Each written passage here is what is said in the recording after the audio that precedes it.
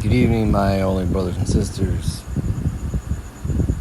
Gedalia Fenster, in explaining about the Jewish New Year, spiritual idea that don't let logic ruin your life. Number 11 of 12 recommendations he had for the year. Let's turn this fan off. Some background noise for you guys. Don't let logic ruin your life. And I want to bring it into what we've been learning about A, B, C, D days, and how the lower you go, the more your thoughts become strong, real, and loud. Don't let logic ruin your life. Now, how does logic ruin your life? You would think that logic is a very useful tool.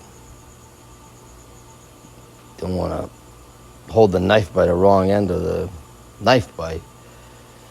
But what about logic?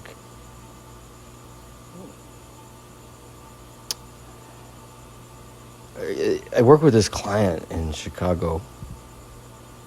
What a sweet woman in her 60s, late 60s. We call her Lucy. It's not her name, but we have an obligation to keep people's names private. She was so sweet, my goodness.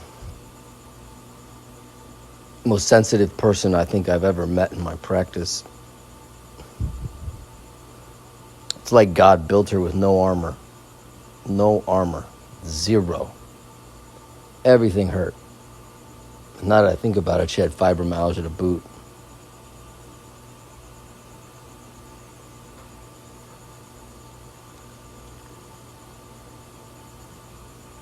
Now, she looked at everybody with good eyes. The Holy Rebbe Nachman says that one of our jobs right now, in general, well, his students tell us, is to look at everybody with good.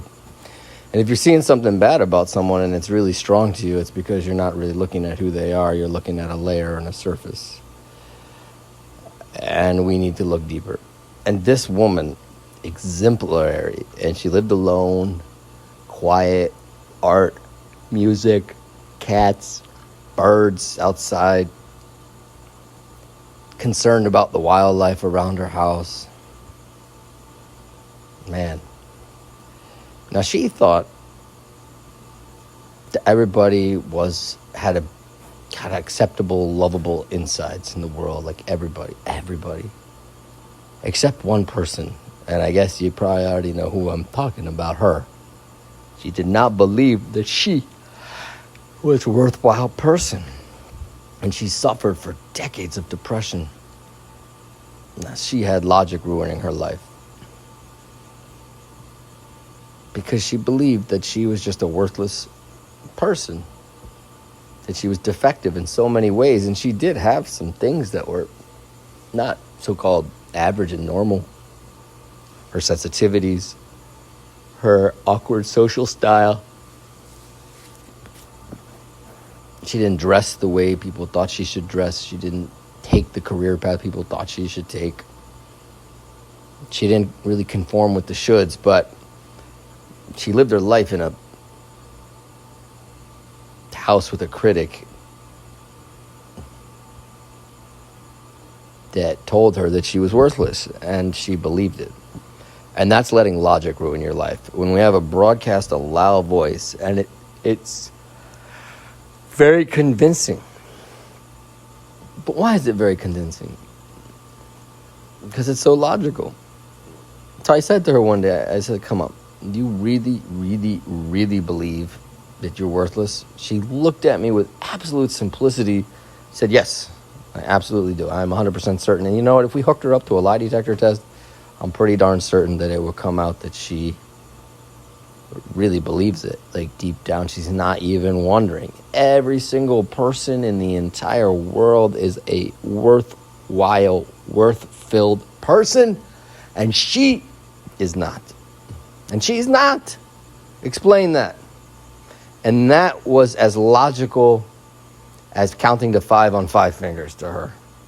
How does that work? Well, thank God for the cognitive psychologists who give us some easy language to understand this.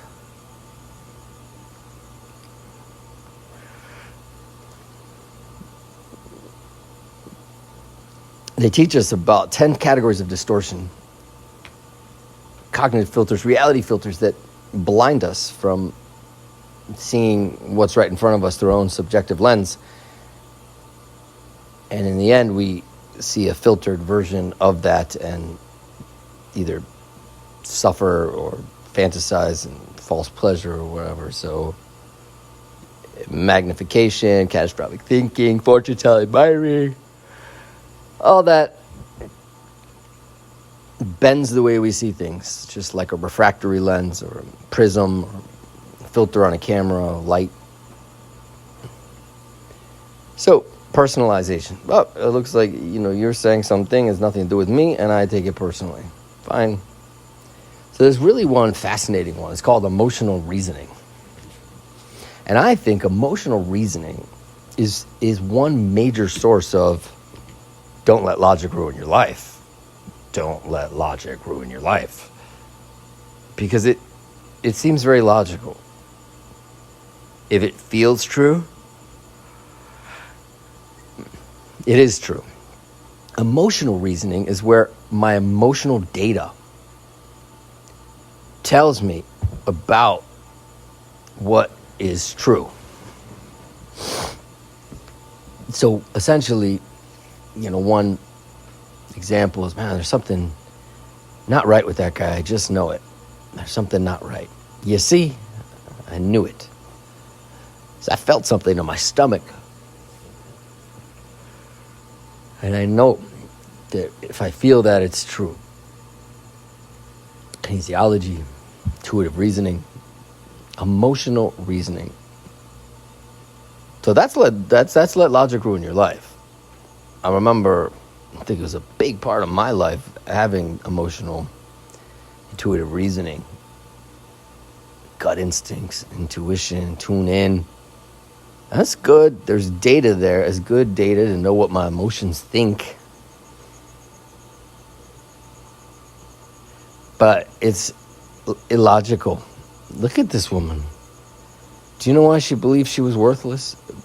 Because she put great stock in emotional reasoning filter and the voice that used that in her mind. The critic says you are a worthless piece of doo-doo. And her mind thinks, well, it feels that way. Yep, it's true. I really suck at that. How do you know? Because I feel like I do. I'll never be able to do that. How do you know? Because I feel like I do. I won't. We all do it. I'm bringing extreme examples, but we all do it all the time. And this lets the logic ruin our life. And logic is ruining our life. And so Gedalia Fencer comes along to try to warn us and say, hey, don't let logic ruin your life. Don't let logic be the knife that slices and dices up your day. So I think let's use uncertainty for our own benefit for once. Most of the time, uncertainty is ungrounding and a lack of faith and right? Let's use uncertainty to be uncertain about things that we are emotionally super certain about. Is it absolutely true? Just because I feel it's true doesn't mean it is true. No.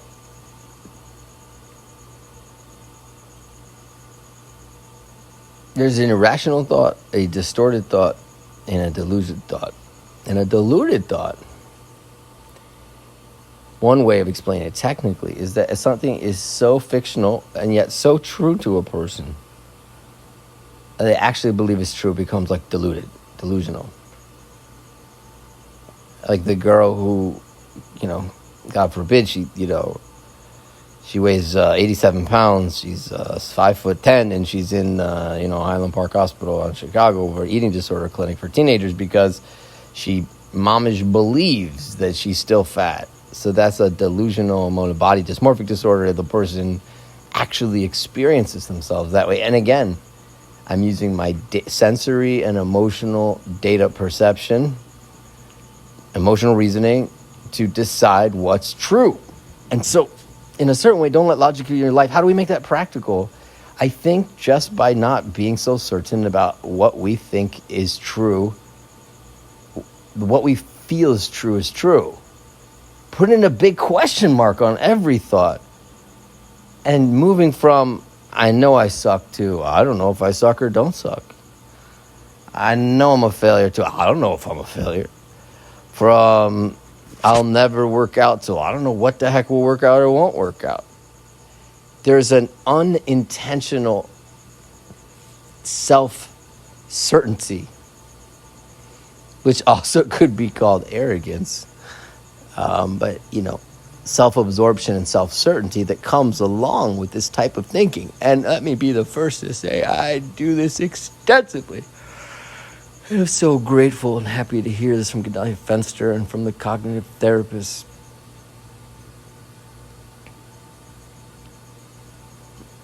So we spoke the other night about the clay digger and the clay digger. You know what? We're going to leave that for another time. So if you're still with me, thank you, my holy brothers and sisters, for giving me a chance to share some of these beautiful ideas from the holy teachers, past, present. So I'll come close to Rebbe Nachum and Fego and his holy teachings here. So don't let logic ruin your life. Don't let logic ruin your life. Emotional reasoning is a reality filter. And it's how cults are built.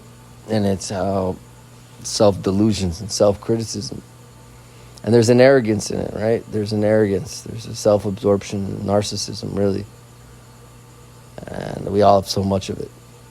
Our society is not helping right now, our culture. Every side. It's all about me. You do you. Be your authentic self. Tune in and feel what you really need. Feel what's really true to you. Don't let logic ruin your life. Now, it's sort of like, let's throw away logic for I don't know anything at worst, and at best, throw away logic for wisdom. Wisdom is different than logic.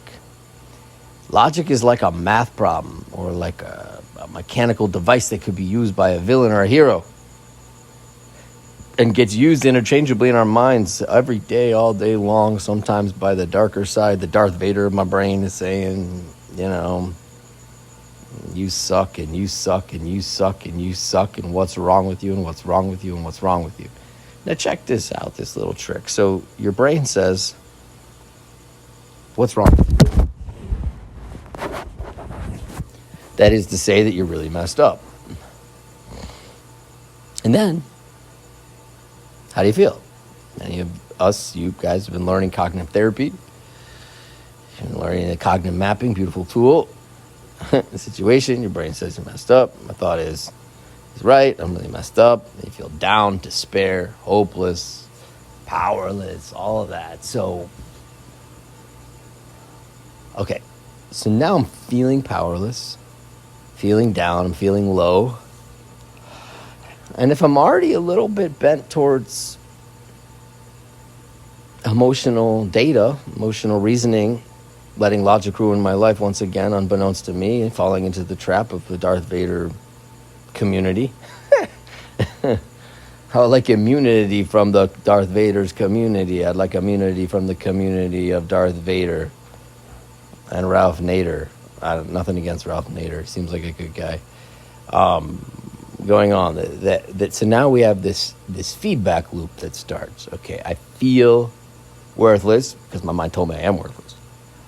And now I think if I'm worthless, I sure feel worthless. Which then in turn strengthens the thought that I'm worthless. And then my mind broadcasts, you're worthless. And then I feel even more worthless. Which now, so like opening the door to allowing the logic of emotional reasoning in is a very, very dangerous thing that we all do. And I'm not saying it's changeable easily, and I'm not saying you can just, I don't know, all of a sudden stop. But at the very least, I'm encouraging myself, I'm encouraging you, and all of us to challenge it. Is it really true? I'm not so certain if I actually suck. Let's go to the unknown. I don't understand a thing. I don't understand a thing. I know nothing, and that makes me sing. This is a variant of a song that, you got COVID variants. We also have joy song variants. I don't understand a thing. I don't understand a thing. The divine is above me, and that makes me sing. I don't understand anything. I don't know anything. And that makes me absolutely sing. Thank you so much to God for giving me wisdom. Makes me not feel as odd. I made up. Okay, this is a different, variant of the Daniel Levy Virus Song Committee. If you're still with me. Cha-ching. I guess the real message is, let's become more humble. Let's start rightfully walking in our lowly human minds. I mean, what do we know? Nothing about nothing. And the ones who know the most among us barely know anything. What there is to know, but more importantly, we just don't see clearly. We are not perceptive clarity. The Kabbalah talks about a concept called Asbak Lara She'ena Me'ira, Asbak Lara She'me'ira. I had some rabbis in Israel when I had the privilege of living there for a while teach us about this, that there's a glass that is clear, that some prophets, sages, mystics look through, and there's a glass that's foggy. And then there's a one-way mirror. And you and I are talking about the one-way mirror. I look in the mirror and I see someone worthless, and then I'm looking at that's me. But I feel like I'm looking at someone else. But really, I'm looking at me. My goal is to scrape away that mirror, and then I get that foggy residue left, and then to brush that off. And one method, one tool is start becoming uncertain about that which you're certain about that has negative content.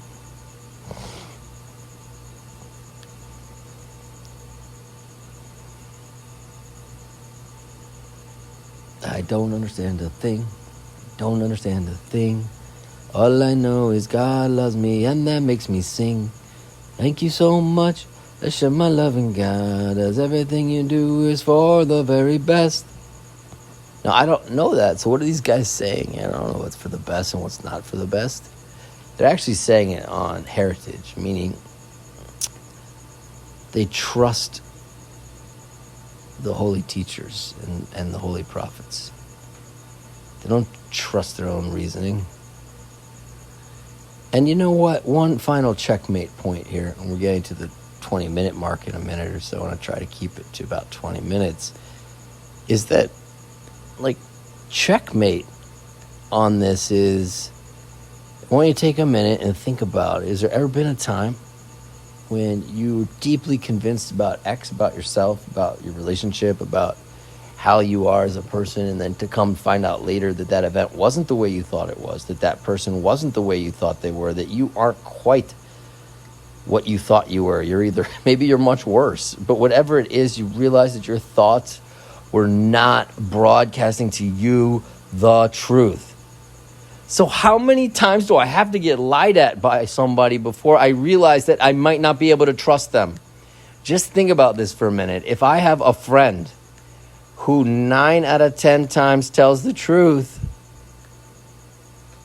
now, I don't need to think everything that comes out of his mouth is a lie, but I sure better have a question mark. So if he says 10 things and they're all true, to me, I just let logic ruin my life. Because that's not wise. And what if I have a friend who only tells me the truth 5 out of 10 times? How many times do I have to get burned by my mind till I believe that maybe my mind is not as trustworthy with its truth as my mind would have me believe? And it's not random. This is spiritual work and growth. May we be strengthened to continue to do so. How many times do I have to get burned? But I'm still getting burned. It's even happening, one of them in my head right now. Like, do these people really want to hear this? And it seems kind of true. But why does it seem true? Because it feels true. But let's be a little uncertain. Let's be a little uncertain about our negativity. How certain we are about such negative truths.